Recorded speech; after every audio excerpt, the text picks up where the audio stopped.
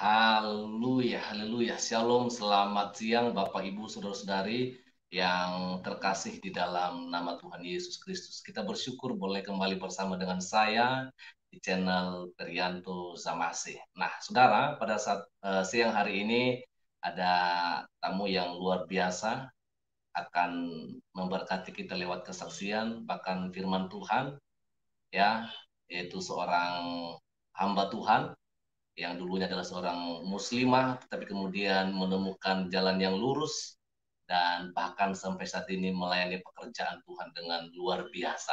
Nah, itu sebabnya langsung saja saya akan menyapa hambanya pada saat siang hari ini. Ya, shalom. Selamat siang, Shalom. Ibu. Ya, shalom. Selamat siang, Pak. Ya, puji Tuhan. Ya, senang sekali bertemu dengan Ibu Suryani Ya, pada saat siang ya, hari ini. Ya, apalagi ya saya lihat bahwa Ibu memang luar biasa. Karena kenapa saya berani bilang begitu? Karena eh, saya udah tahu dari adiknya Ibu Uti Watimena, ya. Kalau memang iya. keluarga Ibu adalah keluarga yang memang benar-benar dulunya adalah beragama Islam, tapi kemudian hampir semua di satu keluarga itu adalah memilih jalan yang lurus, Ibu ya. Iya, betul. Heeh. Uh, uh. Jadi mungkin pada saat siang hari nantinya lebih jelas akan disampaikan oleh Ibu lewat kesaksian, dan mungkin ada firman Tuhan yang akan disampaikan untuk menguatkan iman para anak-anak Tuhan pada saat siang hari ini. Itu sebabnya sebelum saya akan menyerahkan waktu dan ruang ini untuk Ibu boleh bersaksi, maka terlebih dahulu saya mengajak kita untuk berdoa pada saat siang hari ini. Mari kita berdoa. Bapa Surgawi, kami bersyukur oleh karena kebaikan Tuhan bagi kami kembali bertemu dengan Ibu Suryani dalam program live di channel YouTube Hambamu Perianto Zamasi. Saat siang hari ini Ibu Suryani akan menyampaikan kesaksian, bahkan firman Tuhan yang menguatkan kami.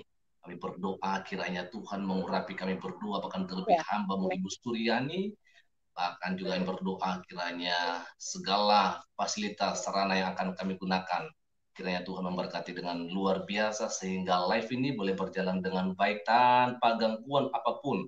Nama Tuhan dipuji, dimuliakan. Segala kuasa kegelapan, bahkan roh yang ingin mengganggu, mengintimidasi kami di saat kami mengadakan live streaming ini, kami tolak, hancurkan segala kuasanya demi Kristus Tuhan. Kami telah berdoa dan kami akan mulaikan live ini. Haleluya.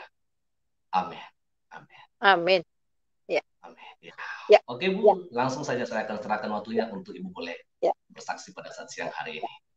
Ya, halo, shalom. Selamat siang, saudara yang kekasih dalam Tuhan Yesus Kristus. Perkenalkan, nama saya Pendeta Suryani Pantau. Pantau itu adalah dari suami saya, dan dari saya sendiri, marga saya Watimena, ya. Dan saya pertama akan memperkenalkan latar belakang keluarga saya dari papa saya. Jadi papa saya itu keluarganya Ambon campur Banten, ya. Jadi nenek saya dari papa saya atau oma, ya, itu orang Banten, dan kakek daripada oma saya itu orang Mesir, ya. Jadi masih ada darah Mesir rupanya saya, ya. Dan mereka itu tinggal di daerah Banten sana, dan bahkan kakek-kakek daripada papa saya itu adalah imam besar dari masjid yang terkenal di sana. Dan pada waktu masih muda, ya, pada waktu masih muda karena nenek saya kemudian menjadi Kristen, ya. Dan pada waktu masih muda papa saya itu kebetulan yang tadinya Islam, ya, waktu masih kecil, dan kemudian baru menjadi orang Kristen. Uh, Tinggal di samping gereja. Jadi di samping rumah mereka tuh tidak jauh dari situ ada gereja. Dan papa saya senang sekali mendengar lagu-lagu gereja. Jadi setiap hari Minggu papa saya itu duduk di bawah jendela gereja, ya. Pada waktu dulu kan jendelanya besar-besar.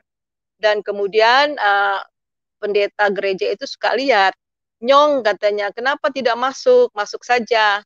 Dan akhirnya lama-lama papa saya masuk dan terima Yesus, dan akhirnya dimuridkan oleh pendeta itu dan diangkat menjadi anak anak rohani dari bapak itu. Nah, jadi itu mengenai papa saya dan mama saya. Mama saya ini adalah orang Riau ya. Nenek saya tuh orang Riau tetapi campur Malaysia.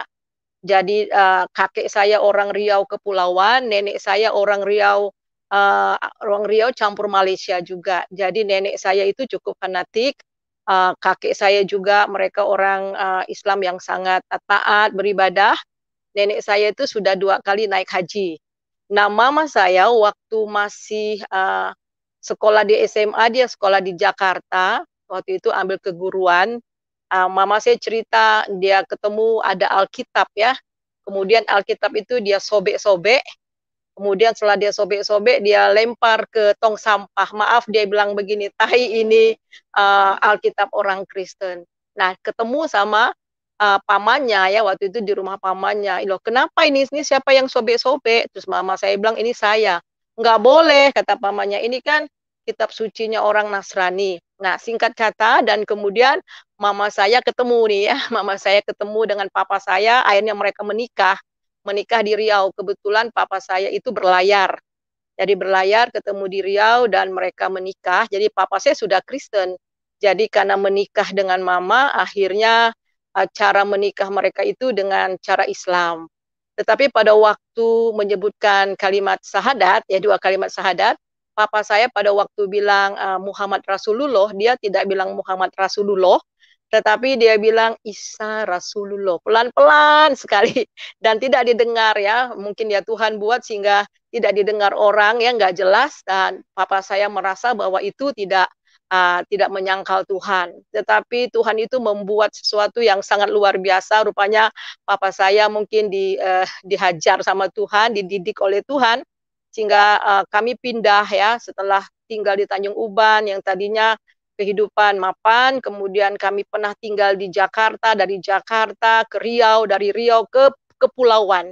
Jadi kehidupan yang begitu susah sekali dan akhirnya kami tinggal di Riau. Pada waktu itu saya sudah SD. Nah, di Riau itu hanya beberapa orang saja orang Kristen. Daerah yang sangat fanatik itu di daerah Kepulauan Natuna. Jadi ada satu gereja GPIB di sana. Dan saudara, waktu itu papa saya karena belayar, dari nenek saya sangat sayang sama saya, karena saya memang cucu pertama, jadi disayang, jadi selalu dibawa ke surau, ngaji, jadi saya mengaji, dan saya belajar belajar Islam ya, karena papa saya sering belayar, dan kalau belayar itu berbulan-bulan ya, berbulan-bulan baru dia pulang. Nanti kalau papa saya datang ke rumah, ya pulang dari belayar, saya dibawa ke gereja dan dibawa ke sekolah minggu, saudara. Nah, apa yang terjadi karena sebagian teman-teman saya di sana itu memang daerah yang fanatik sekali ya. Mereka tahu saya orang Kristen karena papa saya kan orang Kristen. Jadi saya ini suka dibully di sekolah ya. Saya dijambak seenaknya gitu. Kemudian saya suka diludahi. Kemudian mereka bilang saya ini kafir, najis. Kalau mati juga nggak jadi masalah. Nah, saya ini orangnya nggak mau digituin. Saya lawan ya. Mereka jambak, saya jambak lagi. Mereka ludah, saya ludah lagi. Ya. Jadi saya orangnya nggak mau ngalah gitu. Jadi sering sekali berantem ya. Walaupun sama laki-laki saya berantem, walaupun saya lebam-lebam dipukul ya sama teman-teman saya sebaya pada waktu itu. Nah, kemudian papa saya sakit, mengalami sakit, pulang ada 1 tahun lebih tidak berlayar, jadi ada di rumah ya, jadi sering diajak juga ke gereja, tapi mencuri-mencuri nenek saya juga ngajarin ngaji, seperti begitu curi-curian ya. Saudara, akhirnya papa saya itu tidak ada kerja dan kami susah sekali hidup ya. Papa saya, mama saya tuh bikin minyak kelapa. Dan saya sering jualan sayuran ya, jual sayuran di pasar, dibawa jajain gitu. Dan saya suka bikin kue ambil kue orang dan jual. Dan apa yang terjadi teman-teman saya kadang-kadang pada waktu saya nggak saya punya meja jualan itu dibalik ya, dibalik sama mereka karena memang mereka anggap ya saya ini orang kafir gitu kan. Dan satu ketika itu salah satu ya beberapa yang saya dibully.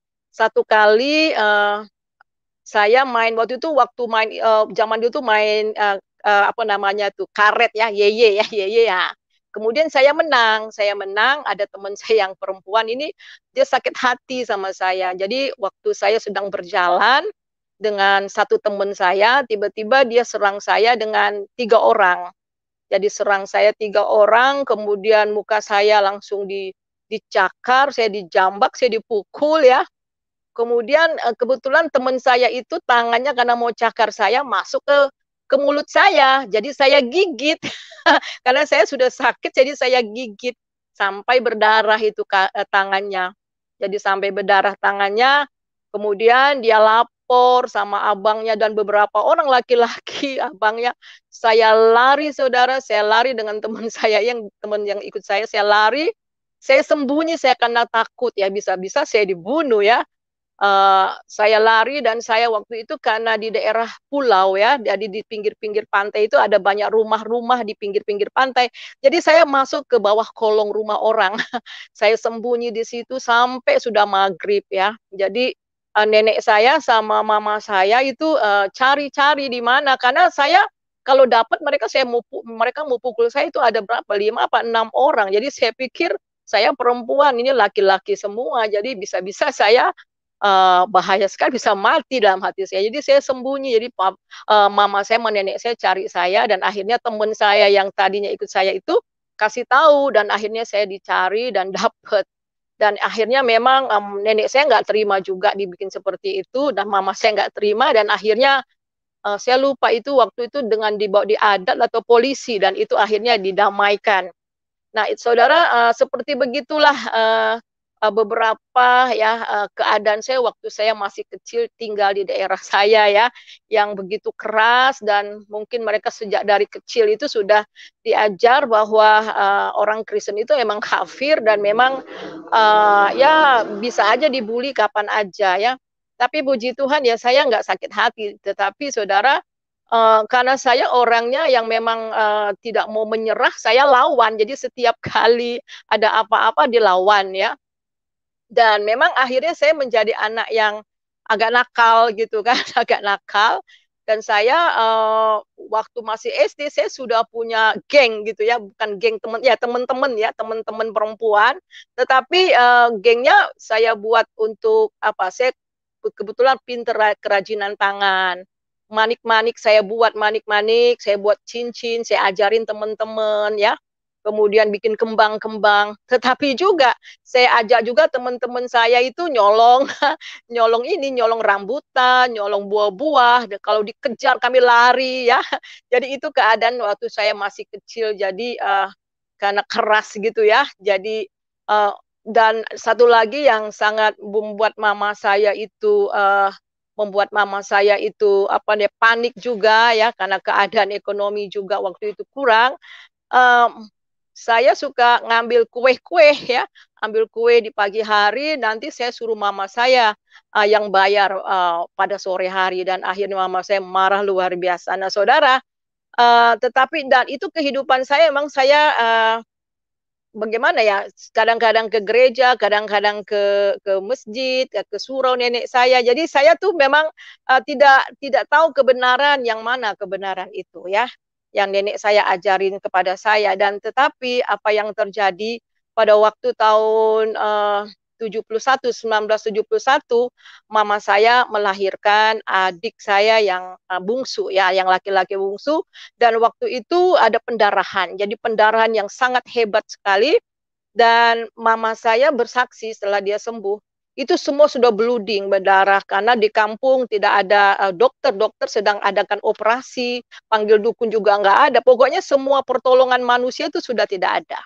Dan apa yang jadi akhirnya mama saya hanya ingat tentang Tuhan Yesus ya Tuhan Yesus karena papa saya sering berdoa dan terangkan tentang Tuhan Yesus kemudian dia bilang kalau engkau itu Yesus betul-betul Tuhan tunjukkan mukjizatmu. Nah, tiba-tiba nenek saya itu ambil jeruk nipis, dia potong dua, dia bakar di tungku, kemudian itu kan hangat. Kemudian dia taruh kain, dibungkus di kain, dia taruh di ulu hati. Itu katanya cuma idenya aja, tiba-tiba nenek saya kepikiran begitu ya. Saya tahu itu memang dari Tuhan ya. Kemudian ditaruh di ulu hati, taruh di perutnya, dan akhirnya hangat, hangat, hangat. Dan mama saya akhirnya sehat kuat, Dan kemudian dia tahu, oh kalau begitu Tuhan Yesus itu ya, Isa itu, Tuhan itu, dia betul-betul Tuhan, bisa melakukan mukjizat.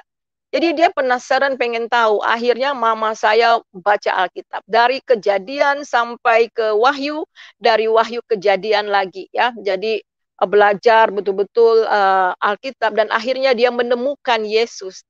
Dia menerima Yesus sebagai Tuhan dan Juru Selamat.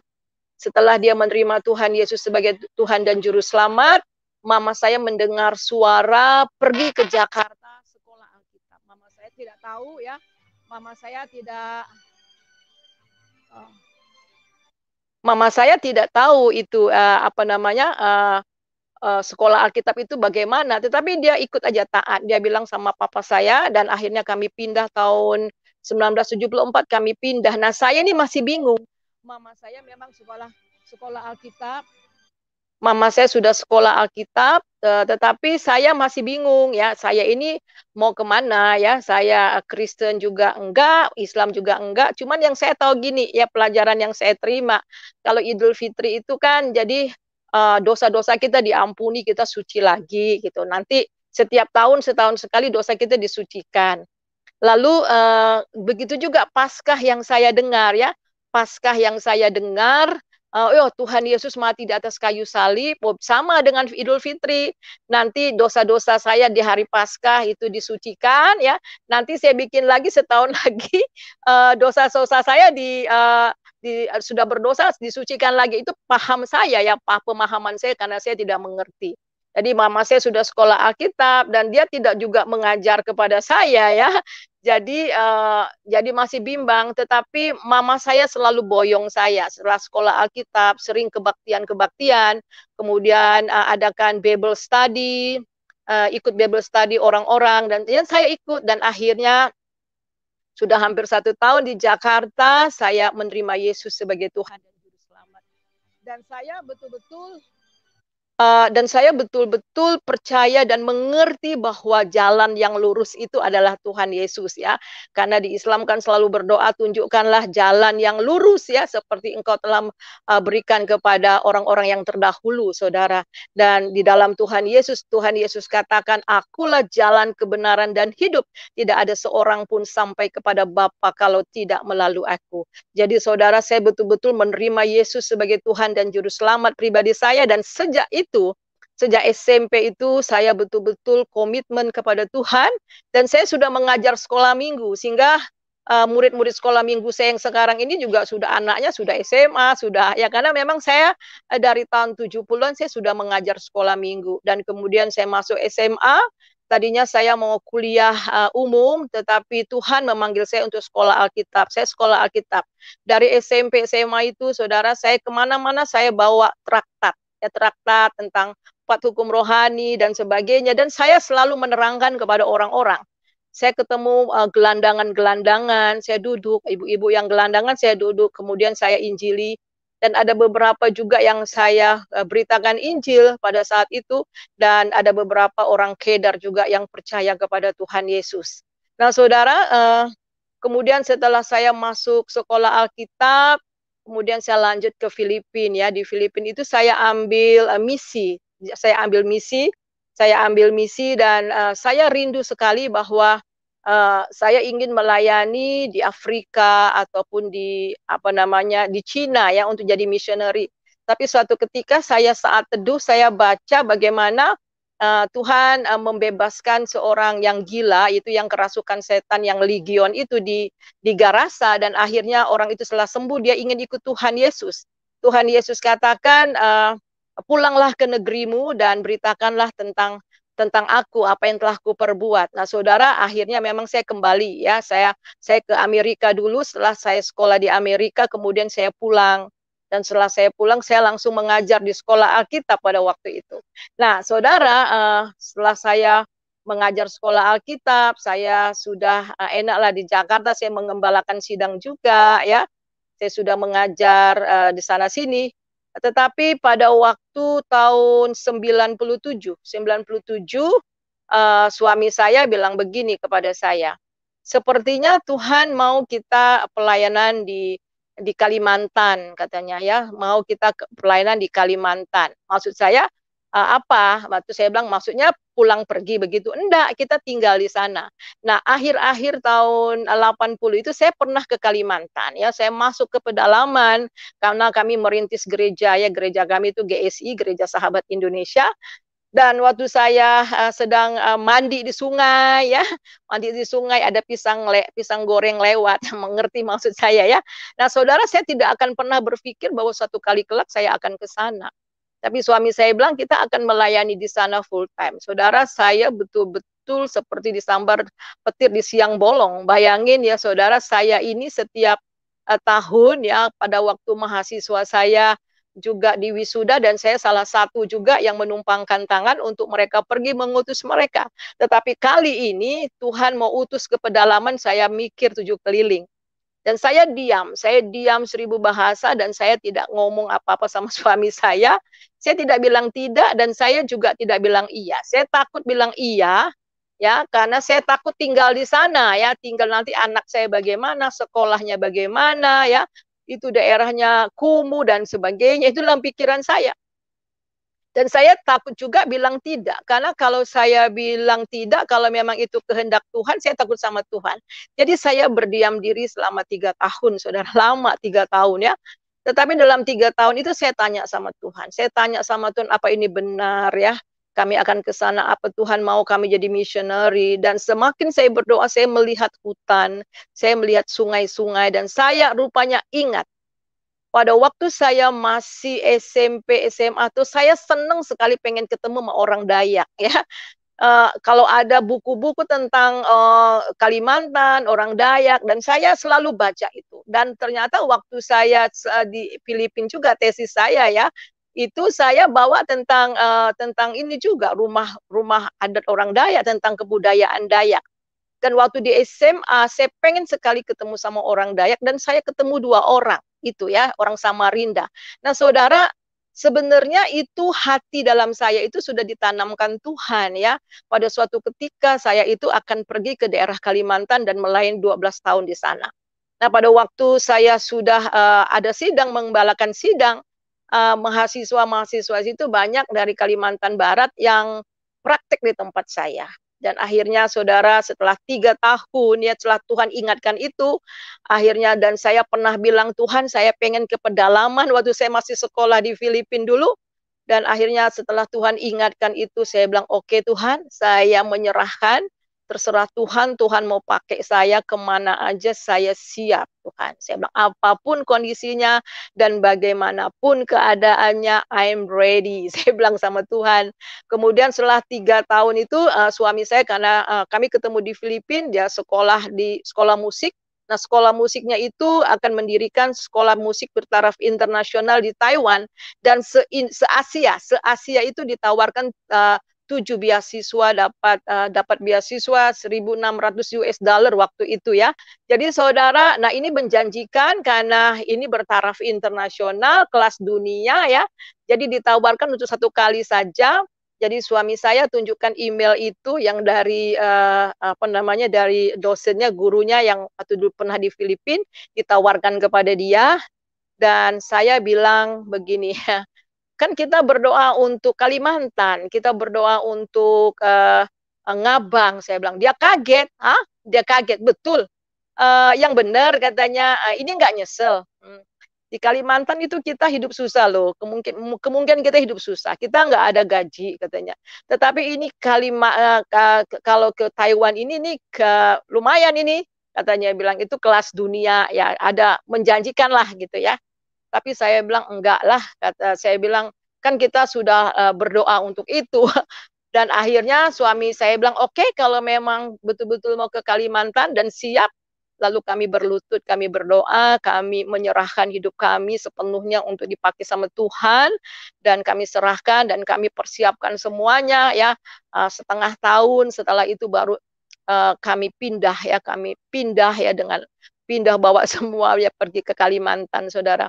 Nah, di Kalimantan itu memang kebetulan suami saya ya, kita dari Gereja Sahabat mendirikan training center. Jadi suami saya dengan Gereja Sahabat mendirikan satu training center itu untuk pelatihan hamba-hamba Tuhan ya, untuk majelis-majelis, jadi itu adakan pelatihan-pelatihan. Nah, untuk saya Tuhan mempunyai agenda selain saya membantu pelayanan di gereja, Tuhan bilang gini sama saya, I will do a new thing. I will do a new thing. Dan itu terus berbicara kepada saya, I will do a new thing. I will do a new thing. Saya bilang, Tuhan, Tuhan mau melakukan hal yang baru apa? Kemudian Tuhan bilang, start from woman. Mulai dari wanita. Jadi saya nggak ngerti. Kemudian karena kami sewa rumah ya di Ngabang, di kota Kabupaten Landak itu, saya bilang sama tuan rumahnya, kebetulan Ibu Pendeta juga, Ibu tolong perkenalkan saya sama gereja-gereja interdenominasi. Ada berapa interdenominasi sini? Ada 13. Tolong kenalkan saya kepada pendeta-pendetanya, ada ibu-ibu pendetanya. Saya lakukan saja. Dan saya bilang, bagaimana Ibu kita mendirikan, kita buat satu persekutuan doa. Karena pada saat itu memang bekas perang Dayak dan Madura. Jadi daerah itu sangat suram sekali ya. Jadi disitulah tempat di mana perang Dayak dan Madura. Jam 4 sore, jam 5 sore, toko-toko itu sudah pada tutup ya. Karena banyak sekali demo, dan kalau kita dengar itu motor, ya, kalau malam, jadi cepat kayak seperti kejar setan ya. Jadi saudara, daerah itu benar-benar rawan waktu setelah itu. Dan saya melihat juga anak-anak muda juga ya, kelihatannya kok susah sekolah, ya, malas sekolah. Dan betul-betul chaos ya tempat itu yang saya lihat. Dan kami mulai, setelah kami berdoa yang telah terbentuk itu, dan kami seperti orang yang benar-benar meraung buat kota itu, meraung, menangis buat kota itu, mengerang buat generasi muda. Kami doa keliling ya, kami doa keliling, dan kami karena bergabung dengan jaringan doa nasional ya, jadi kami mulai berkeliling, katakan, Tuhan, kami rebut anak-anak muda, kami nyatakan bahwa Kalimantan Barat ini nanti yang jadi gubernurnya bupati dari Kabupaten Landak ya, harus orang anak Tuhan yang memimpin. Kami mau berdoa supaya di sini ada rumah sakit bertaraf internasional, ada sekolah unggul, ada universitas. Kami berdoa seperti itu ya, nggak tahu, berdoa saja seperti itu. Dan puji nama Tuhan, saudara, Tuhan betul-betul melawat kota itu dengan sangat luar biasa. Orang dari mana datang ya, bahkan dari Amerika, dari luar negeri datang, bikin KKR, bikin pelatihan-pelatihan ya, bikin training-training ya untuk hamba-hamba Tuhan. Benar-benar dilawat Tuhan dengan sangat luar biasa, saudara.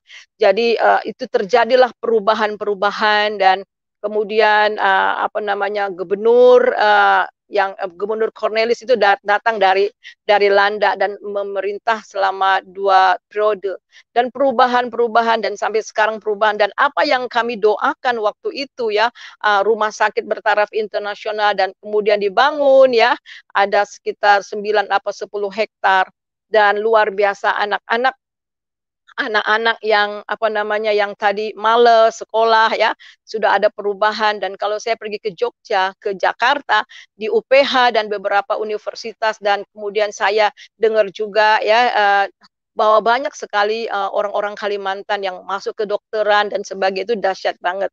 Jadi Tuhan membawa kami untuk mengadakan perubahan di sana. Tetapi jangan ditanya, banyak air mata juga di sana, karena kehidupan yang sesungguhnya bergantung sama Tuhan itu dimulailah di Kalimantan itu. Kalimantan itu adalah sekolah doa buat saya. Ya, sekolah doa, juga sekolah di mana Tuhan membentuk, menempa saya. Nah, saudara, saya mau saksikan sebelum 1 tahun ya, 1 tahun lah ya, itu kami masih tinggal di Ngabang. Jadi saya satu saat teduh saya itu berbicara bahwa di dalam Markus pasal 16 bahwa kamu akan digigit ular, kalajengking ya, tetapi kamu tidak ada apa-apa ya, karena tanda-tanda ajaib akan menyertai anak-anak Tuhan, kan bilang gitu. Nah, itu ayat terus terngiang dalam hati saya. Dan kemudian saya baca lagi saat teduh yang berikutnya, saya baca bagaimana Paulus karam di Pulau Malta dan dia digigit oleh ular ya. Dan setelah itu selalu berbicara di benak saya, kamu akan digigit ular tapi kamu nggak apa-apa. Kamu akan digigit ular tapi kamu nggak apa-apa. Saya bingung ya, saya masak, saya bunyi begitu ya. Nah, karena tadi kami pergi self supporting ya, jadi kami tidak ada biaya dari gereja karena kami mau sendiri ya. Jadi tidak ada support dari gereja ya. Jadi saya bikin rempeyek ya. Saya mulai usaha rempeyek, mulai 1 toko, 2 toko, 7 toko, sampai sempat 40 toko. Jadi itu kehidupan ya. Saya kerja keras untuk kehidupan karena anak-anak saya masih kecil. Yang kecil itu masih 9 bulan, yang 1 2 tahun setengah. Nah, setelah saya dengar itu, saya ingat pada waktu itu tanggal 17 Februari tahun 2001 ya.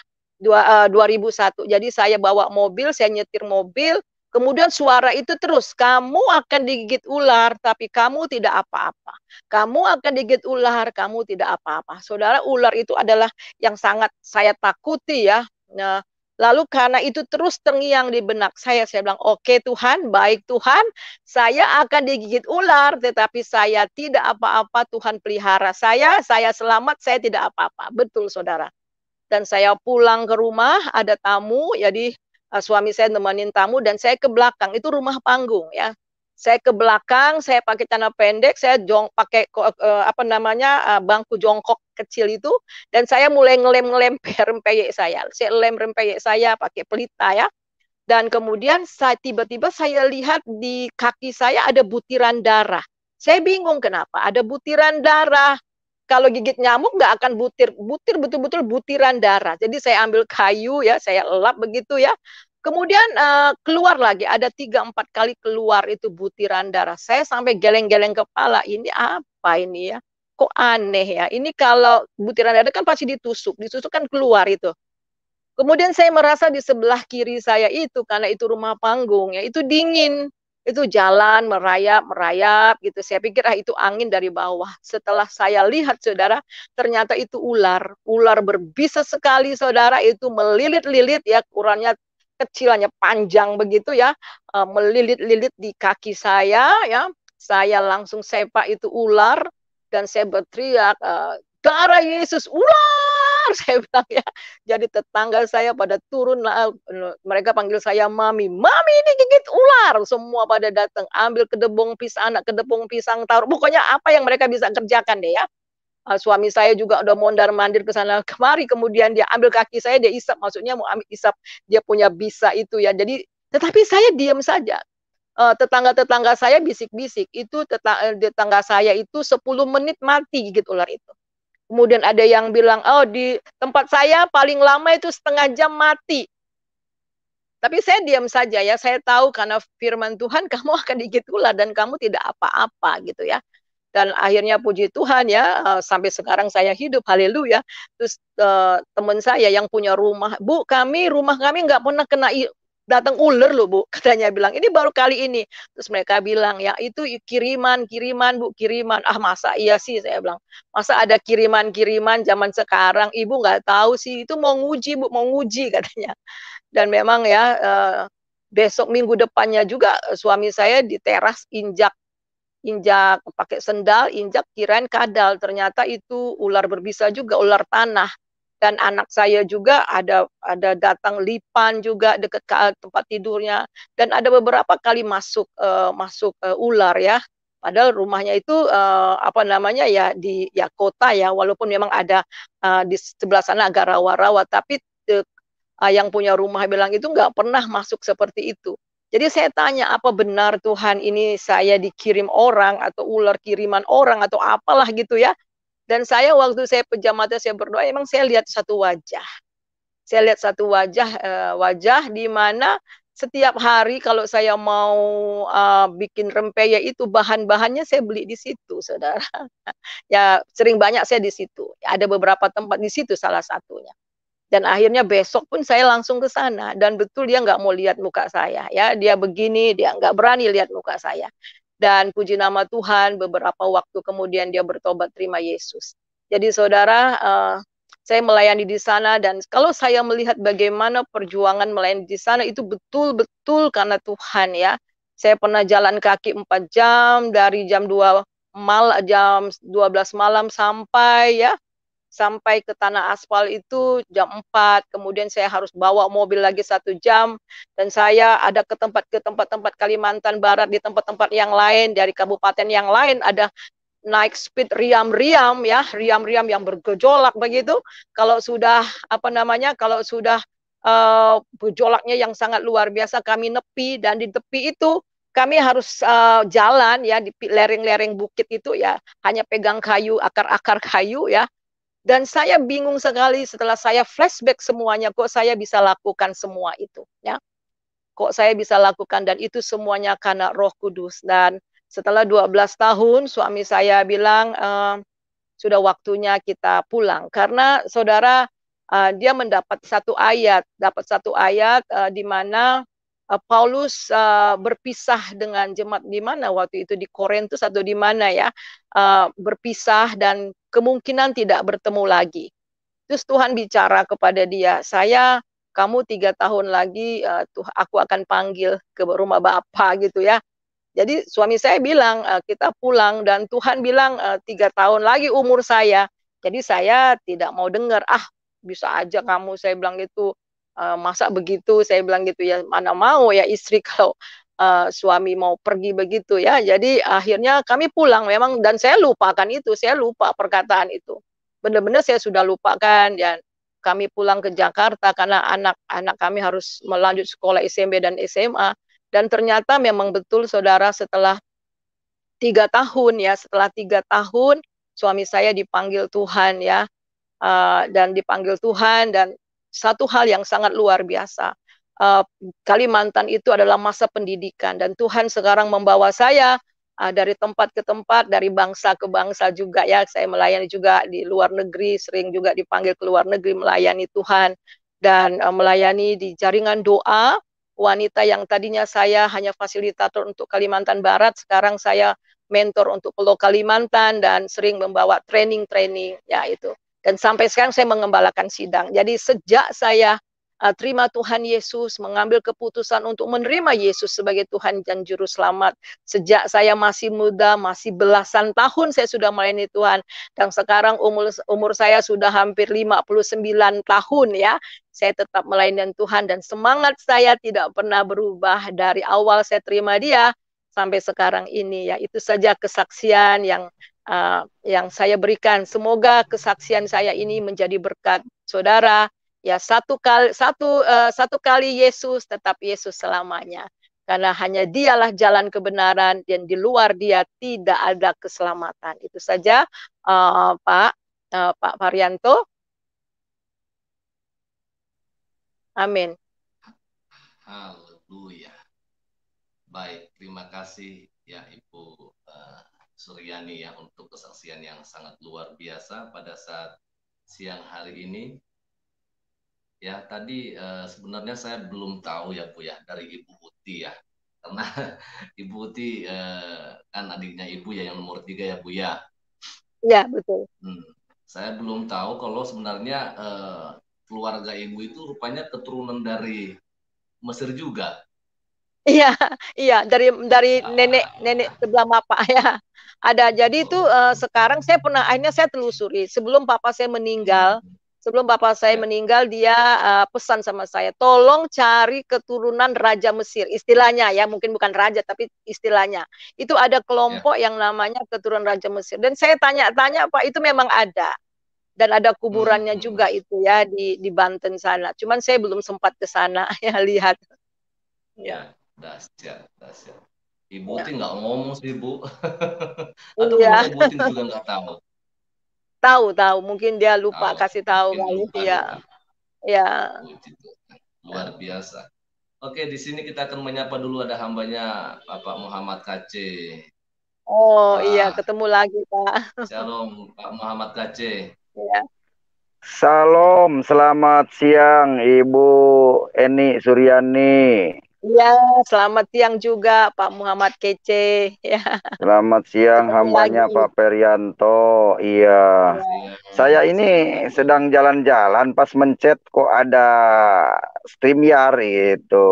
Jadi ternyata Bukit Jaitun tuh. Iya. Iya, Pak Kece. Nah, itu saya lagi jalan-jalan ini, punya karunia menikmati mobil, ini punya mobil, siapa tahu ini. Yang penting saya walaupun tidak beli mobil, punya mobil gitu aja. Nggak bisa. Ini istri saya ini datang. Istri halo saya Ibu. paling.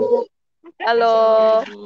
Iya, halo juga tuh. Istri saya masuk ke cuek nih. Kalau punya makanan, istri saya masuk gas cuek ke orang lain, nggak ngasih. Ini Gimana ini Ibu Uti topiknya apa, lihat-lihat Bu? aja saya ya. Iya. Salam buat Ibu Uti, nggak nongol lagi nih di debat tadi pagi. Iya tuh dia lagi sibuk lagi di dapur tuh. Hobi masak dia. Iya, bagi-bagi nanti ke sini. Gimana ini topik apa nih yang sedang dibahas, Ibu? Ya, topik apa nih, Pak? Ini Ibu Suryani kan baru masuk ke channel kita nih, Pak. Jadi ya Ibu Suri kan mau bersaksi soal bagaimana dia menjadi seorang pengikut Kristus. Rupanya keluarga Ibu Suri ini keturunan dari Mesir. Keturunan orang Mesir. Wah, luar biasa ini. Puji Tuhan. Ada darah Tapi Mesir, berbahasa Mesir, Bu ya? Ya. Begitu. Mesir dan Malaysia. Jadi sebelah nenek sebelah bapak itu ada orang Mesirnya, sedangkan di sebelah nenek saya Malaysia. Jadi campur sudah. Iya. Oke. Mungkin saya ikut bicara sebentar saja karena sedang dalam perjalanan. Terima kasih hambanya Pak Prianto, terima kasih Bu Suryani. Tuhan Yesus memberkati. Maju terus pelayanan Tuhan, mau ngabarkan Injil. Haleluya, amin. Makasih. Haleluya, amin. Bye. Amin. Terima kasih Pak. Ya, bye. God bless you, Pak. Amin. God bless you, Pak. Ya. Sama-sama, Bu. Iya. Baik, langsung saja di sini Bu ada yang sudah bergabung Pak Batak Agamaku nih. Ya, selamat siang Pak Batak. Pak Batak. Ya, selamat siang Bapak. Pasar Ibu Ate? Pasar Ibu? Nenggolan Pak, Nenggolan. Oh, Nenggolan. Horas Pak Nenggolan. Ya, horas Bapak. Ini langsung aja sama ibu pendeta ya. Tadi saya sih melihat udah mendengar kesaksiannya begitu tersentuh. Tetapi saya ingin bertanya Bu, ini yang di Kalimantan Ibu tentu banyak menemukan hal-hal yang udah biasanya bahwa kalaupun ke Kalimantan itu kan suku pedalaman tuh. Nah, otomatis mereka itu berbeda dengan ibu yang sudah percaya dengan Yesus Tuhan kita. Mereka kan belum. Jadi apa-apa mereka itu belum seperti kita misalnya untuk memandang sesuatu itu menjadi salah satu yang sudah cerah di depan. Oh, ini begini ciptaan Tuhan. Kalau mereka kan terlalu bagaimana orang itu turun-temurun dengan nenek moyang. Hal ini kan terjadi, sedangkan di kota besar aja kan masih terjadi hal itu. Tetapi ibu kan langsung bersentuhan kepada orang yang benar-benar kehidupannya itu tersentuh di dalam nenek moyang mereka yang berbicara. Mungkin ya masih belum kenal. Bagaimana ibu di sana berbuat dan bagaimana ibu meninggalkan wajah Yesus yang ada ibu selama 12 tahun di sana untuk sekarang ini, Bu. Ya, puji nama Tuhan, luar biasa ya. Memang ya tidak mudah tinggal di sana ya, dengan budaya yang berbeda, dengan karakter yang berbeda, tetapi karena Tuhan memang sudah membawa kami di sana, ya kita memang harus menyesuaikan diri dengan orang-orang di sana. Dengan kata lain, memang harus sabar di dalam melayani mereka. Kadang-kadang karena memang mereka sudah budaya dengan alam ya. Jadi kadang-kadang kita sudah mengajar tentang firman Tuhan ya, jangan ke dukun. Tapi nanti kalau mereka sakit, kita sudah doakan, dalam 1 bulan nggak sembuh, mereka tetap aja ke dukun gitu lah. Jadi itu memang sudah begitu kental banget dengan itu. Tetapi ya kita sabar ya, tetapi kita sabar ya, bukan berarti tidak ada perubahan, ada perubahan yang luar biasa sekali memang itu dengan doa ya, dengan sungguh-sungguh dengan Tuhan, dan tempat ini berubah Pak. Jadi yang tadinya boleh dikatakan tempat ini yang tadinya tidak dipandang sebelah mata, tetapi Kota Ngabang ini sekarang menjadi barometer dari dari Kalimantan Barat. Jadi perubahan yang sangat luar biasa ya. Emang itu 12 tahun, jadi bukan saya sendiri, dengan ibu-ibu dan gereja-gereja, hamba-hamba Tuhan bersatu. Jadi tadinya sulit untuk bersatu gereja-gereja, ketika gereja-gereja bersatu, hamba-hamba Tuhan bersatu, dan kami berdoa, menangisi kota, mengerang buat kota, dan memang ada perubahan, ya perubahan yang sangat signifikan terjadi di sana. Ya. Soalnya kan saya berpikir begini Bu, pada waktu orang Belanda datang ke Tanah Batak itu untuk apa itu namanya, untuk menyebarkan Injil, kan akhirnya orang itu kita potong itu. Jadi nenek moyang saya dulu pernah memotong orang yang dari Jerman, ada 2 orang itu. Nah kita potong ya dimakan bersama itu, artinya itu jadi makanan, kan lucu. Hal ini kan juga nggak beda jauh dengan Ibu lakukan ke pedalaman seperti itu kan gitu. Nah yang sampai no mention juga itu tadinya mau kami potong juga, nenek moyang saya mau kami potong, itu memang keajaiban terjadi. Jadi keajaibannya pada waktu hari hanya untuk dipotong, apa itu namanya, ada angin kencang gitu kan, akhirnya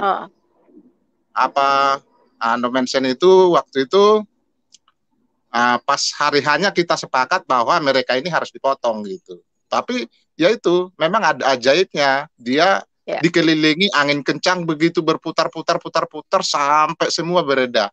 Akhirnya bisa kita akui bahwa dia ini menjadi utusan Tuhan di Tanah Batak. Itu secara singkatnya. Tetapi kan itu juga terjadi yang saya pikir pada waktu Ibu melakukan itu, berjalan 4 jam tadi sampai ke pegunungan. Nah di situ kan ada rintangan yang sangat banyak sekali. Tetapi Ibu hari ini kan melihat bahwa apakah itu nanti sudah kuat berarti ya sekarang kalau di situ dengan sejarah Ibu yang tadi itu termasuk cepat sekali Bu perkembangannya, dari 12 tahun menjadi ada pendidikan yang bagus, ada toleransi yang bagus. Nah hari ini Ibu melihat di situ, saya kira cepat sekali itu perkembangan. Yang saya pikir begitu. Apa yang Ibu kerjakan waktu itu di situ, apa yang Ibu tanamkan sebegitu bagusnya itu bisa sampai berkat doa itu bisa sampai ada hal itu gitu loh. Ya memang saya di sana ya dengan bukan saya sendiri ya, karena saya berjejaring dengan seluruh denominasi. Jadi kami kesatuan tubuh Yesus itu luar biasa, sehingga tidak ada lagi batas-batas. Artinya semua hamba-hamba Tuhan bersatu, kami saling mendukung satu sama lain, kami saling mendoakan, dan ada jaringan doa hamba-hamba Tuhan semua antar gereja berkumpul berdoa buat kota itu, dan kemudian ibu-ibu juga berkumpul, ya kami adakan puasa, doa keliling. Jadi itu kesatuan tubuh Yesus, dan itu memang signifikan, perubahannya luar biasa ya. Dari tempat yang benar-benar kumuh lah ya saya lihat, dan sekarang saya masih ke sana dalam 1 tahun tuh bisa minimal 2 kali saya ke sana ya.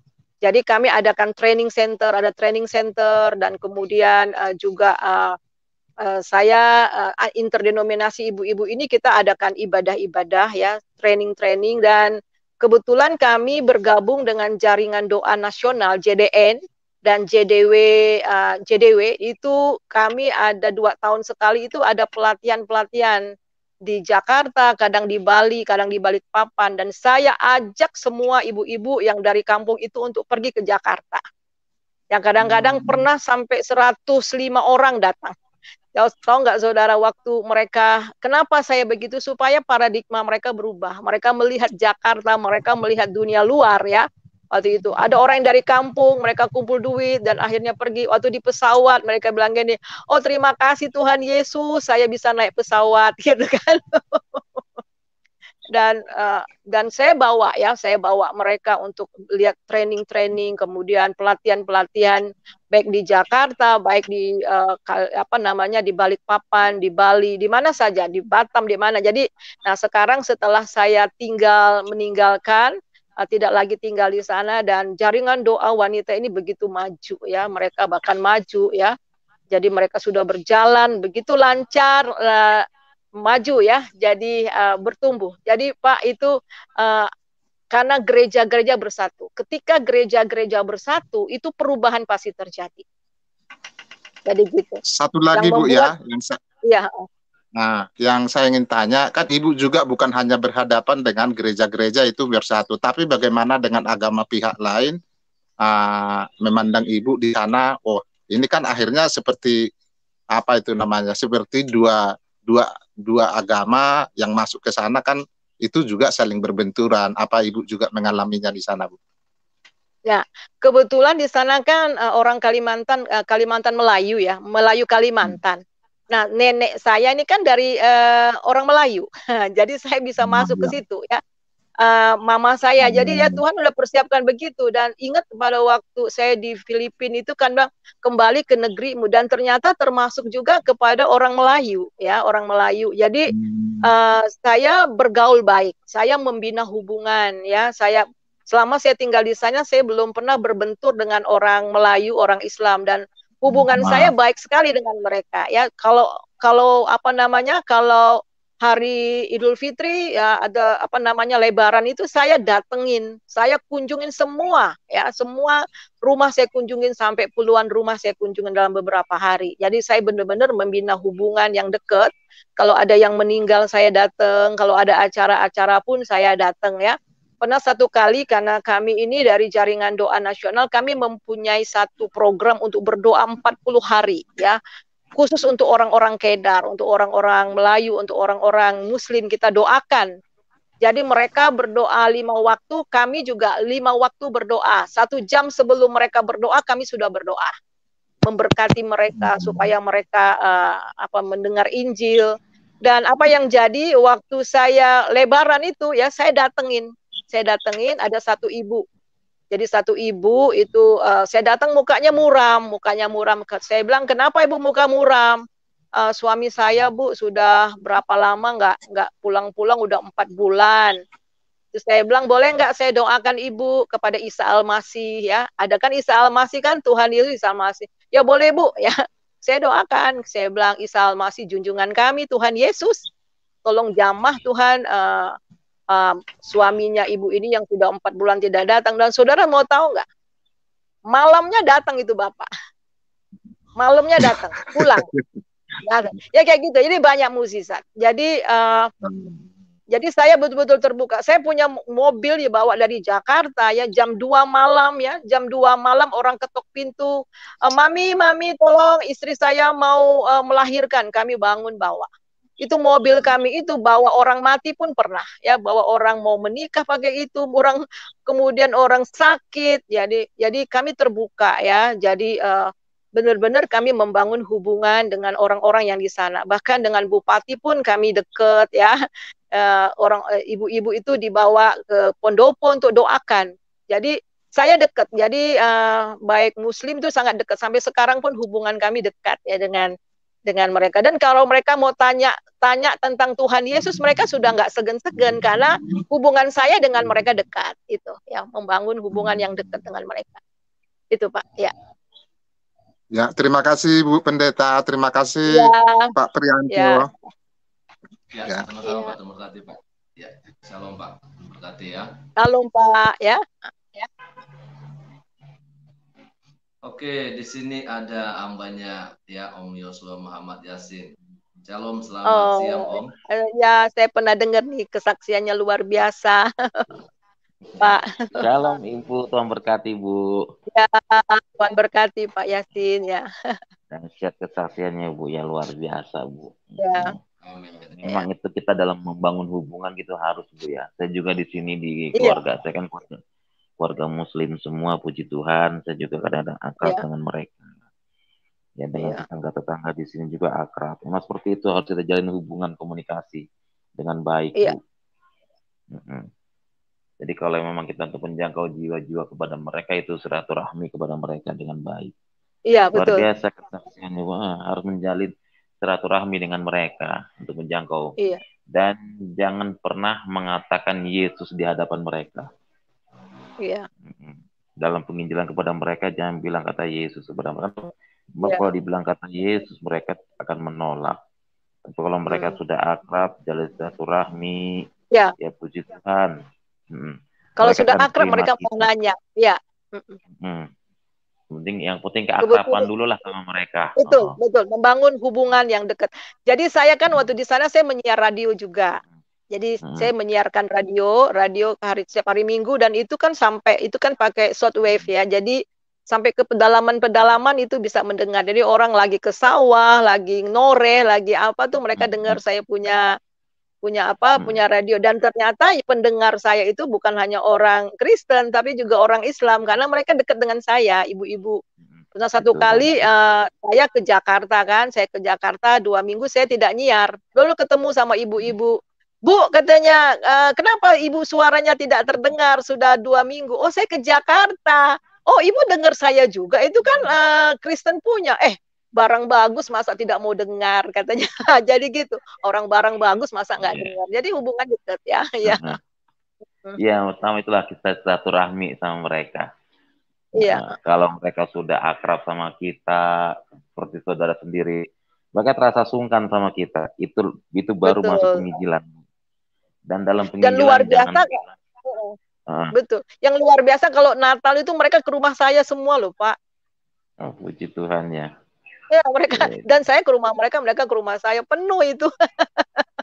Ya sama di sini kami juga gitu, Bu. Kalau Natal Islam dan Kristen pasti hadir. Iya. Pasti datang gitu. Saya mengadakan Natal Islam Kristen tiap tahun. Mereka selalu hadir gitu. Karena saya sama mereka akrab. Sama ustadz-ustadznya, sama tokoh agama di sini. Akrab saya. Oke lah Bu ya, tetap sukses selalu Bu dalam Tuhan Bu ya. Ya. Oke. Ya, Tuhan Yesus memberkati Bapak ya. Kabarkan kabar kebenaran Bu ya. Ya, maju terus. Amin. Sukses Bu. Oke, Pak Prianto. Ya, Pak ya. Pak Yosua ya. Ayo, Tuhan berkati ya. Amin. Berkati ya. Amin ya. Oh, Pak Amin ya. Pak Amin Wijaya ya.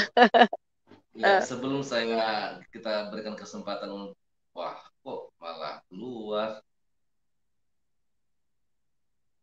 Pak Amin Jaya keluar, Amin Wijaya keluar. Oke. Baik Ibu ya. Ya. Jadi Ibu memang saat ini masih aktif di jaringan doa wanita ya Bu ya? Ya, masih. Di My Home juga, di My Home jaringan doa, dan di JDN lah ya. Ya, JDN, jaringan doa nasional ya. Iya, betul. Ibu pernah kenes enggak? Ya? Belum pernah. Belum, hampir. Cuman mahasiswa saya banyak di sana. Pak Abinere Gulo itu mahasiswa saya. Ya, itu yang di KPU dulu ya, kalau nggak salah. Benar, iya, ketua ya. Itu murid saya dulu, mahasiswa saya. Dan juga ada Rideli Gulo. Yang istrinya orang Ambon, Gina Marturuti. Nah, itu juga mereka berdua juga. Jadi ada beberapa mahasiswa saya yang di sana ya. Mereka balik. Banyak orang Nias. Iya. Iya, harusnya kalau udah banyak mahasiswanya dari Nias itu Bu, Ibu juga harus datang ke Nias, Bu. Iya. Someday ya. Oke, baik. Kita akan tunggu di Nias, Ibu. Iya. Baik, kita akan teruskan untuk boleh menggabungkan di sini. Ada yang sudah masuk, ada Pak Jasman. Shalom. Pak Jasman Borneo. Borneo ya, orang Kalimantan nih, Borneo. Shalom. Shalom. Selamat siang Pak Prianto. Iya, selamat siang. Bagaimana kabarnya? Selamat siang Ibu Suryani. Ya, selamat siang Pak Jasman. Iya, shalom. Ya. Haleluya. Haleluya. Kalimantan mana nih Pak, Bapak? Banjarmasin Bu. Oh, Banjarmasin. Ya, saya sudah ke sana juga. Ya. Asli Bu, asli Sulawesi, cuma domisili Banjarmasin. Oh, iya. Saya Toraja, tuh kalau Bu. dari Toraja. Saya kalau dari Palangkaraya, kan itu kan jaringan doa sampai di sana juga. Dari Palangkaraya Saya ke Bartim, dari Bartim saya naik itu apa namanya taksi online itu. Kalau mau ambil pesawat saya lewat situ Banjarmasin ke apa namanya ambil ya putar sudah saya jalani Ya, itu. memang lebih lebih lebih dekat di Banjarmasin Bu, Samsudin Nur. Iya betul. Bu, saya mau tanya Bu, Ibu Iya ekumene betul. Bu ya? Ya ekumene saya gereja gereja GSI Gereja Sahabat di Indonesia. Cuman memang selain saya melayani di Gereja Sahabat, saya juga melayani antar gereja-gereja interdenominasi ekumene Pak. Banyak juga di Banjar Iya. Bu, ada beberapa itu. Iya. Di situ Karena ada JDW, ada JDS. Jadi khusus melayani dalam mana Bu ya? Keliling ya Bu ya melayani Bu? Ya keliling, keliling. Karena ini baru Kan, buka tadi dan melihat kesaksian Ibu tadi. iya. Jadi apa namanya kalau Kalimantan itu udah hampir semua saya lewati Pak, sudah saya lewati. Keliling. Memang hati saya tuh kalau dengar Kalimantan tuh rasanya gimana ya? Memang Tuhan sudah taruh ya hati saya itu Kalimantan itu di hati saya. Jadi kalau dengar Kalimantan itu rasanya kayak orang Kalimantan aja saya ini. Iya. Memang Kalimantan Bu, apa namanya khususnya kan Kalimantan Timur dan Kalsel kan ada beberapa. Kalau Kalteng kan Bu agak lumayan lah Bu. Iya. Saudara-saudara kita di sana. Kalau Banjarmasin masih terbatas.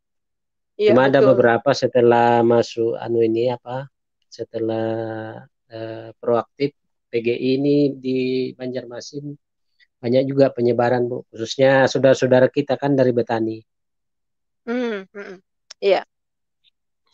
Apalagi di Kalimantan Timur kan banyak sekali Bu. Iya, betul.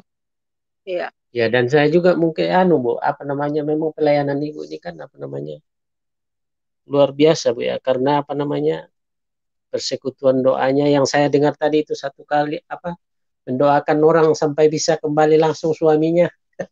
Iya. Iya, betul itu mukjizat Tuhan terjadi ya. Iya, emang kita saudara semua Bu. Saya kan juga Iya. dari gereja Toraja Bu. Saya Iya, gereja iya. Toraja. Dan itu baru satu di Banjarmasin Bu. Luar biasa Bu apa namanya luar biasa pengorbanannya Bu baru bisa ada. Iya, betul.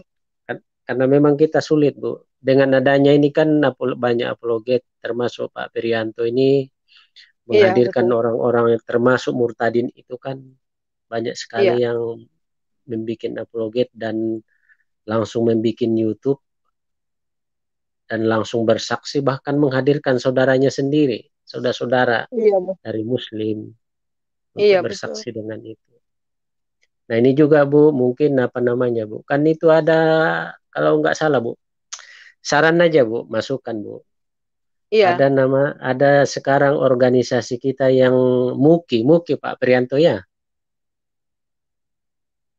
MUKI, Majelis Umat Kristen Indonesia.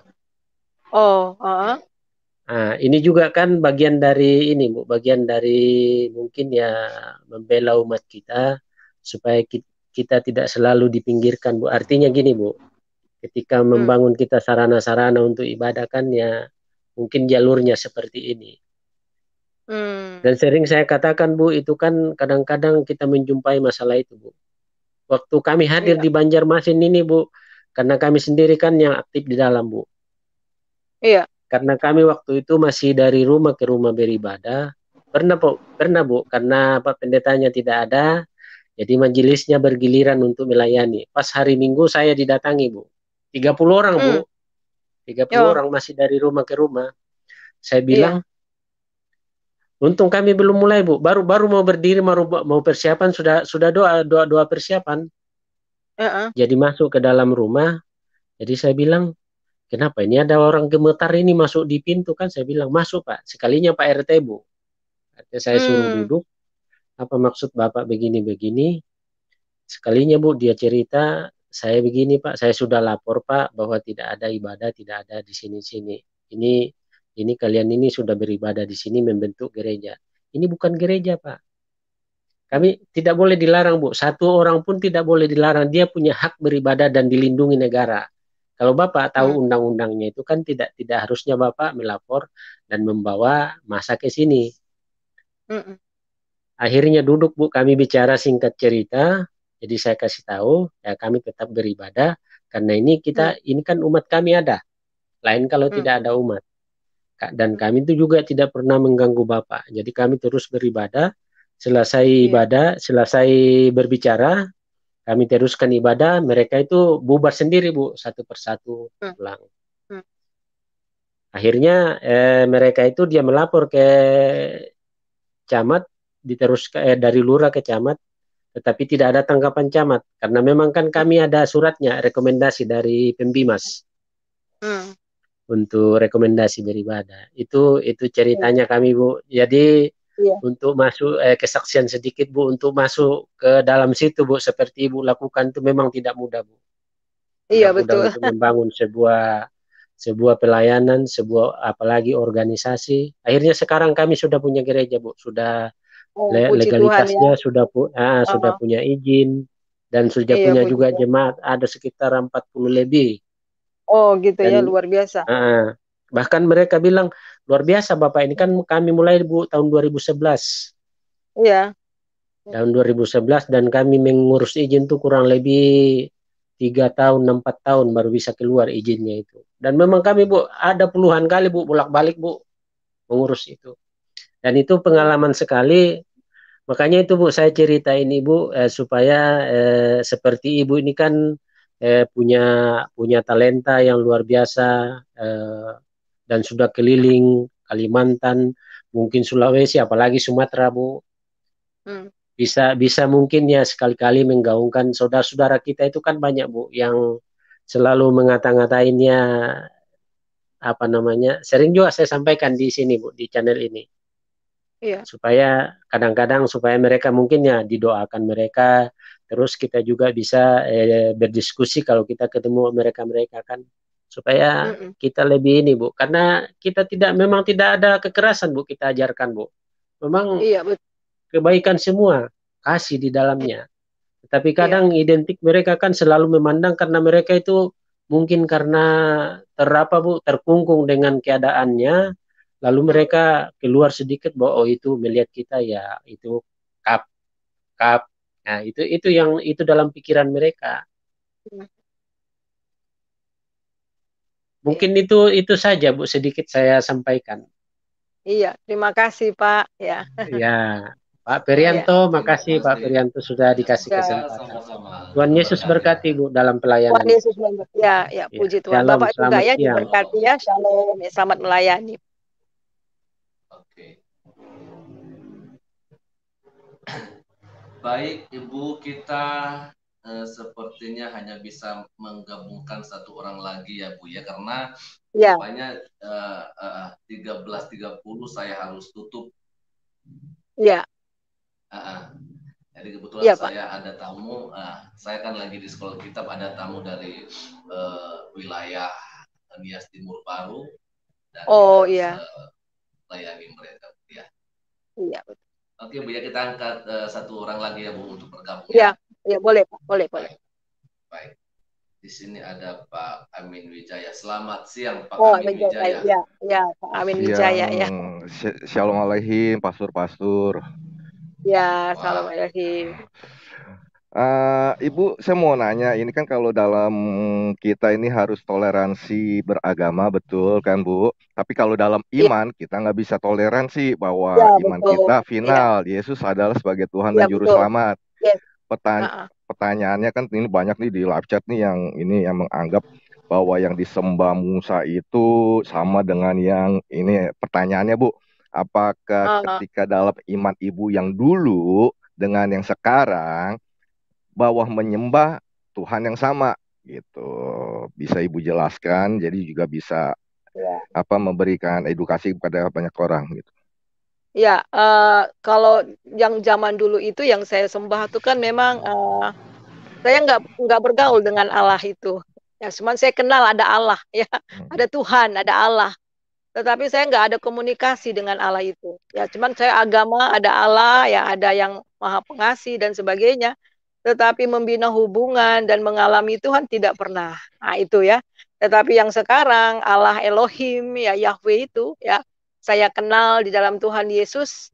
Saya bukan hanya kenal dia sebagai Tuhan, tetapi saya mengalami dia dalam hidup saya. Itu bedanya, Pak. Itu bedanya. Ya, jadi bukan justru pengetahuan, bukan hanya pengetahuannya saja, tetapi betul-betul kita alami dalam hidup kita. Justru banyak ini yang bilang bahwa ya katakan saudara beda iman itu menyembah yang waktu Musa sembah. Kalau menurut saya sih beda ya Bu ya. Oh gitu. beda. Beda. Allah dengan Yahweh lah beda.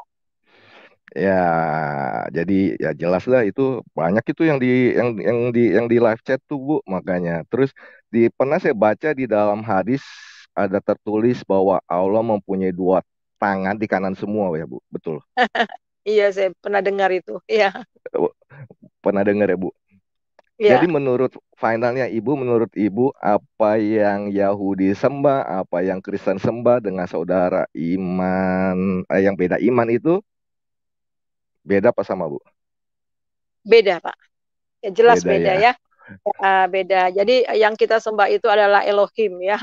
Yang kita sembah itu adalah Allah Abraham, Allah Ishak, Allah Yakub, dan Allah yang menyatakan dirinya di dalam Tuhan Yesus Kristus.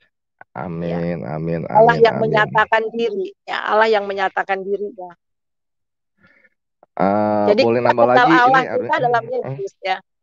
Iya, kalau di dalam kita kan Allah itu adalah gelar sesembahan gitu, bukan the proper name. Iya, gitu. betul. Boleh nambah lagi satu lagi, Bu? Ya, boleh Pak. Ya Pak, ya sorry nih, Pak Priyanto. Sukses. Oke, ketika saya pelajarin dari grup-grup diskusi agama itu, Musa menurunkan Taurat kepada Bani Israel ya Bu ya. Ya. Ketika iman Ibu dahulu, apakah Ibu pernah melihat Taurat tersebut? Enggak pernah. Haleluya. Enggak pernah. Nggak. Soalnya gini Pastor Ya Pak bilangnya Perianto. aja ada Taurat. Tauratnya bagaimana nggak ada. Kalau kita kan emang lihat itu kitab Musa. Banyak katanya, tapi yang mana nggak pernah lihat. Soalnya ketika saya bertanya kepada mereka kan kita kan diskusi boleh bertanya, betul kan Pastor Perianto sama Pastor Bu Soren. Nah, ya betul. Kalau Musa beragama tertentu tapi menurunkan Taurat kepada Bani Israel, tapi kok isinya tentang Israel, bukan tentang agamanya yang dimaksud tersebut, Bu. Mungkin Ibu bisa jelaskan sedikit biar bisa jadi, kan ini kan banyak yang nonton juga nih. Ya.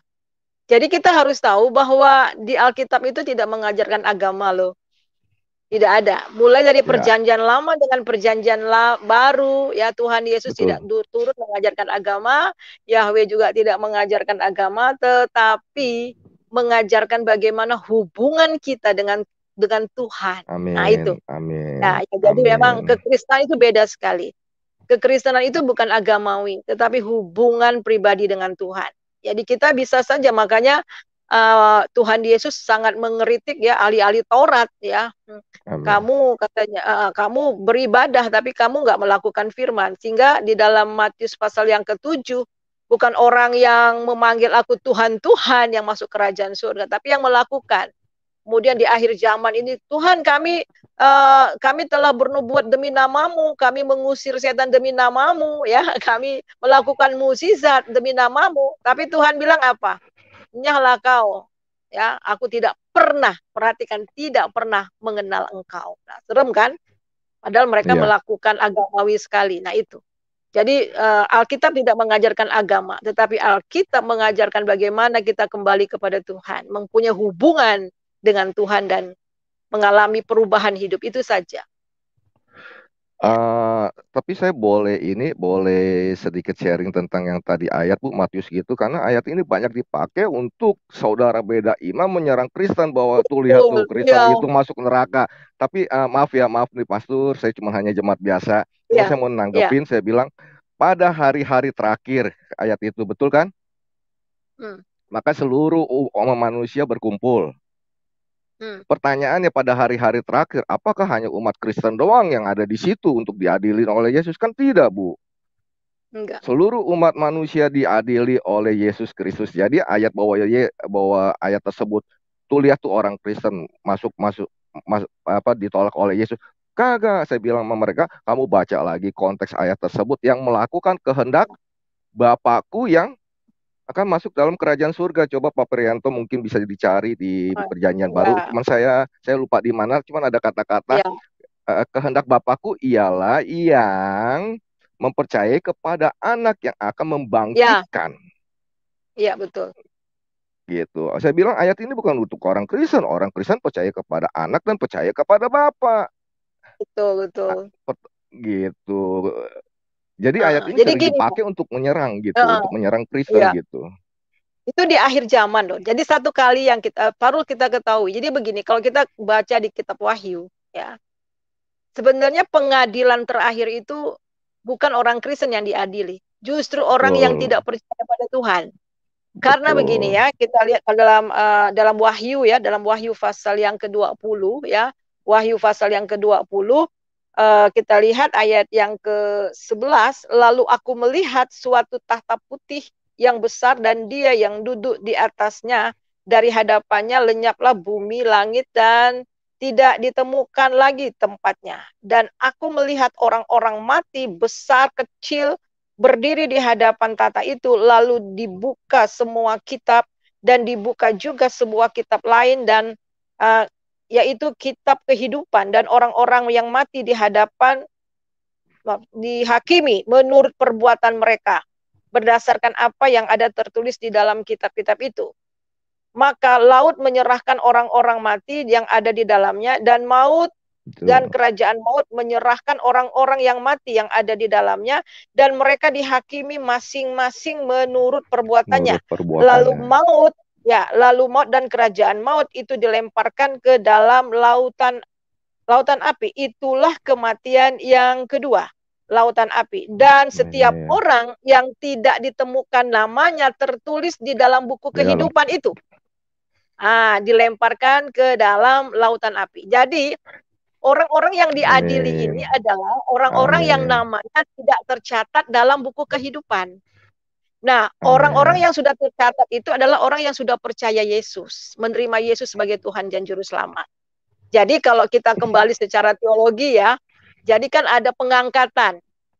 Jadi ada dua kebangkitan, ada dua kebangkitan. Yang pertama itu kebangkitan orang percaya.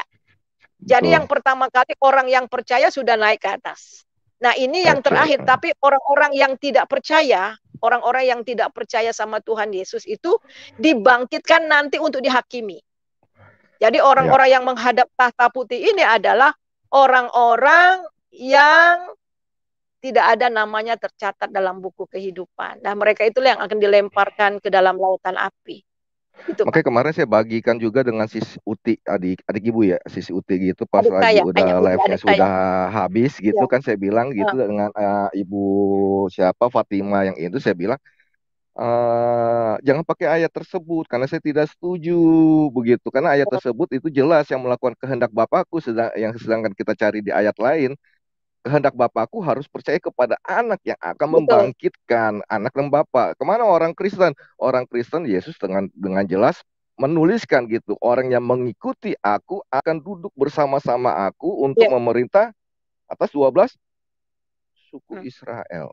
Betul ya hambanya Pastor Pak Prianto sama ini. Waduh, bicara dengan hambanya grogi nih saya. Dengan para hambanya. Iya.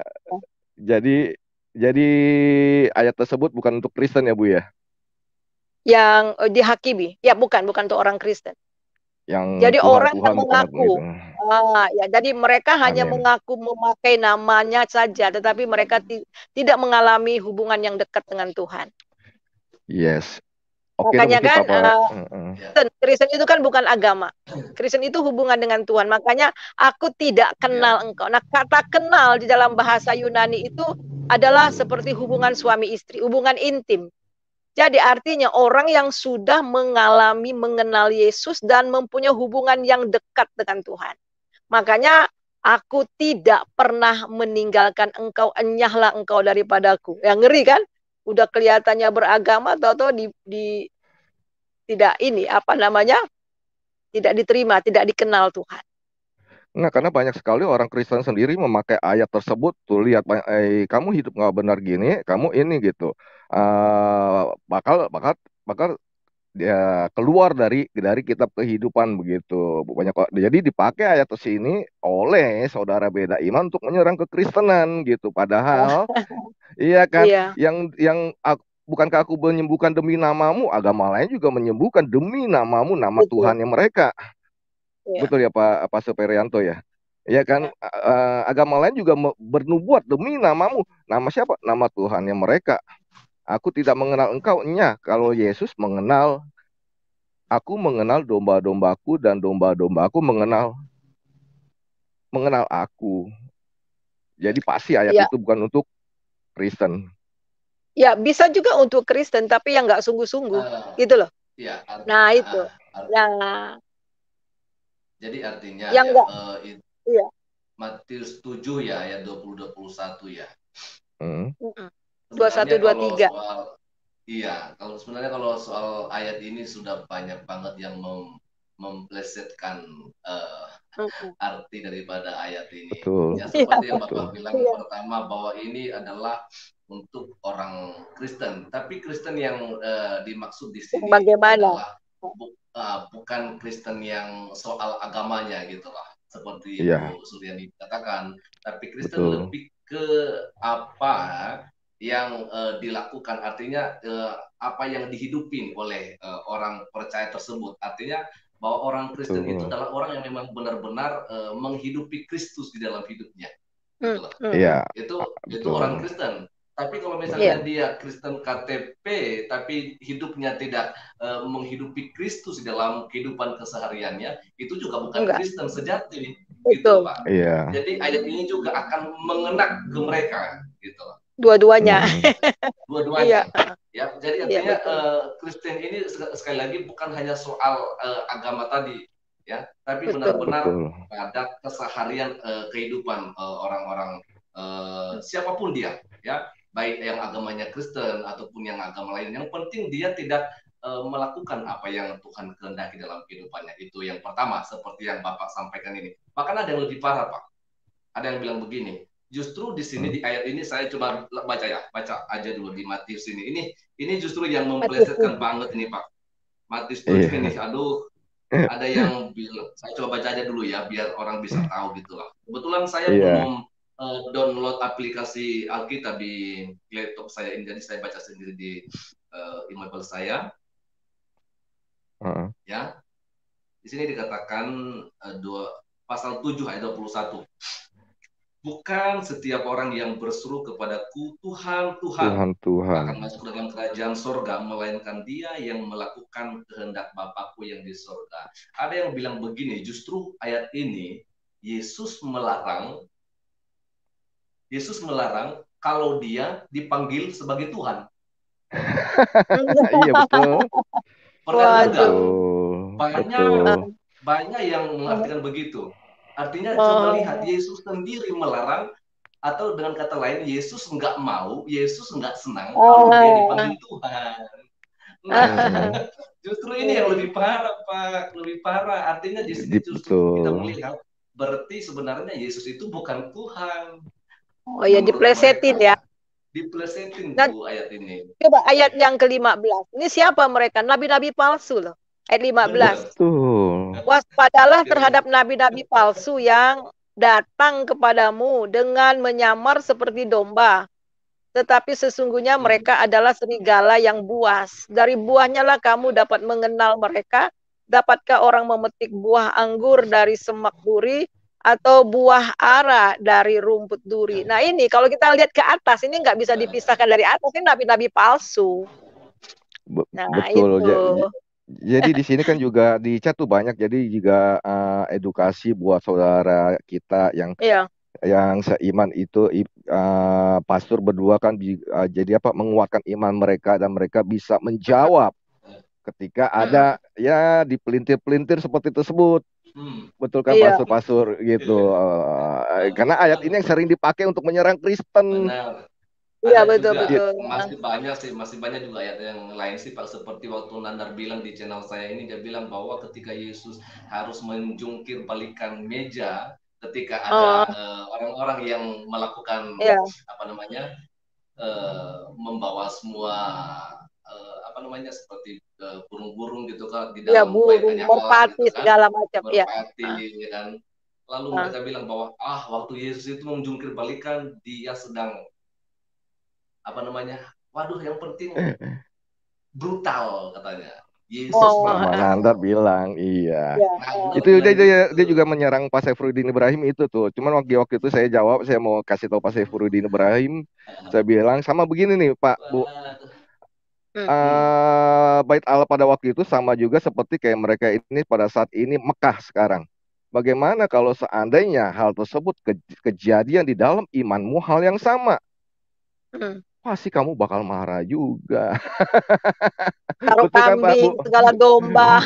Iya, nggak boleh gitu. Apakah di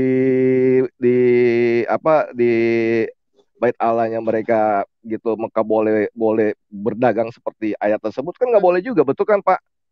Iya, sendal aja nggak boleh masuk. Itu Nandar paling tuh. Asbun. Jadi saya pikir begini Pak Amin Wijaya ya, kita ya memang kalau soal mereka menyerang kita itu hal biasa Pak. Ya, orang yang diserang itu adalah orang yang kuat Pak. Yang betul. Orang yang memang nggak perlu diserang Pak. Iya. Jadi artinya ya kalau kita udah merasa diri kuat oleh karena iman kita kepada Kristus, kepada Tuhan kita, ya udah biarin aja Pak. Biarin aja.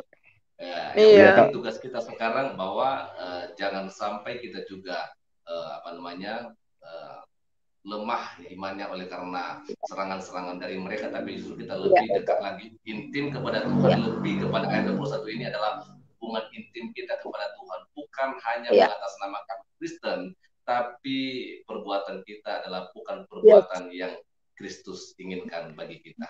Itu aja Pak Amin Wijaya. Betul, oke, karena Bapak juga sibuk nih, tadi katanya waktunya ada tamu nih. Iya, ada tamu ya.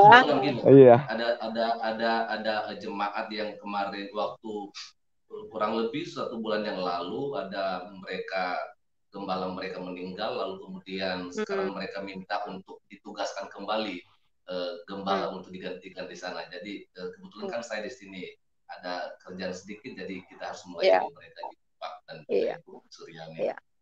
Iya. Oke, dan saya juga sudah ada ini nih. juga. Saya ada channel juga Suryani Pantau, bisa dikunjungi. Iya, saya udah ini. Oke, sukses ya. Thank you, sukses ya. Shalom alaikum. God bless you all. Bye-bye. Bye-bye.